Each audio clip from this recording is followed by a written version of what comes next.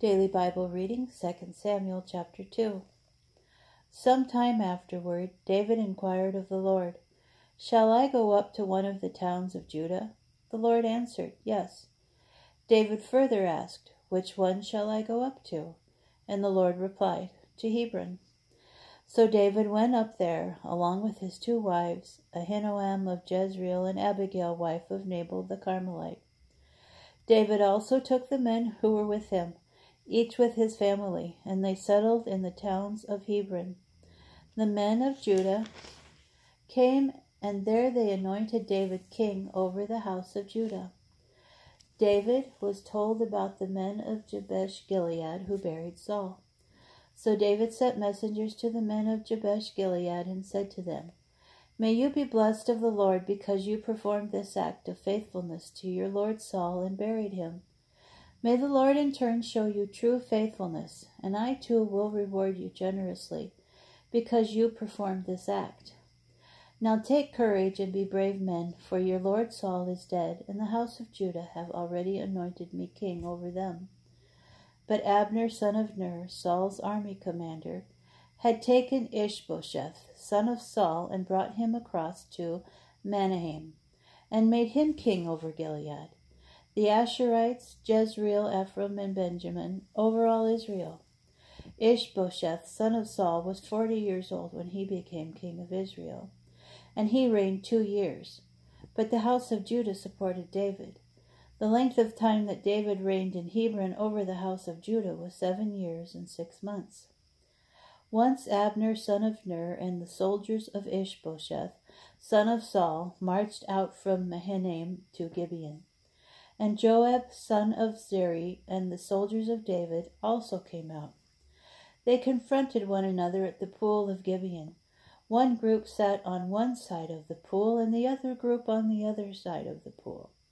Abner said to Joab, "Let the young men come forward and sport before us." "Yes, let them," Joab answered. They came forward and were counted off, 12 for Benjamin and Ishbosheth, son of Saul, and 12 of David's soldiers. Each one grasped his opponent's head and thrust his dagger into his opponent's side. Thus they fell together. That place which is in Gibeon was called Helkath Hazarim. A fierce battle ensued that day, and Abner and the men of Israel were routed by David's soldiers. The 3 sons of Zeruiah were there, Joab, Abishai, and Asahel. Asahel was swift of foot, like a gazelle in the open field. And Asahel ran after Abner, swerving neither right nor left in his pursuit of Abner. Abner looked back and shouted, "Is that you, Asahel?" "Yes, it is," he called back. Abner said to him, "Turn to the right or to the left and seize one of our boys and strip off his tunic." But Asahel would not leave off. Abner again begged Asahel, "Stop pursuing me, or I'll have to strike you down. How will I look your brother Joab in the face?" When he refused to desist, Abner struck him in the belly with a backward thrust of his spear, and the spear protruded from his back. He fell there and died on the spot. And all who came to the place where Asahel fell and died halted. But Joab and Abishai continued to pursue Abner, and the sun was setting as they reached the hill of Alma, which faces Giah on the road to the wilderness of Gibeon. The Benjaminites rallied behind Abner, forming a single company, and they took up a position on the top of a hill. Abner then called out to Joab, "Must the sword devour forever?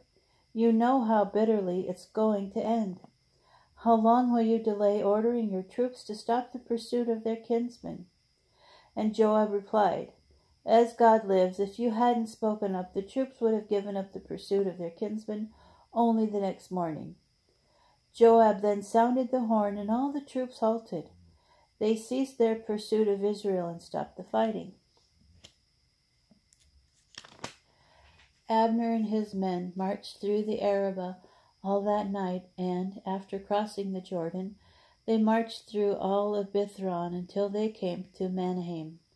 After Joab gave up the pursuit of Abner, he assembled all the troops and found 19 of David's soldiers missing, besides Asahel. David's soldiers, on the other hand, defeated the Benjaminites and the men under Abner and killed 360 men. They bore Asahel away and buried him in his father's tomb in Bethlehem. Then Joab and his men marched all night. Day broke upon them in Hebron.